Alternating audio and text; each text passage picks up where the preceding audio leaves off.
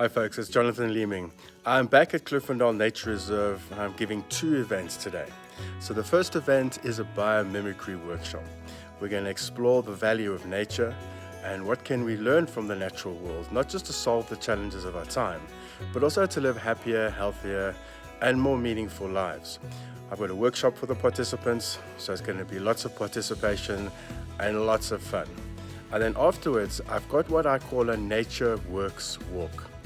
You know, a lot of walks focus on naming individual things like trees, spiders, scorpions, flowers, birds.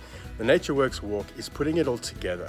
So it focuses on systems, how weather works, how soil is formed, where vegetation comes from, why trees grow where they do, where does water come from? That's a good question. And how. So it's going to be lots of different things to interlink everything together.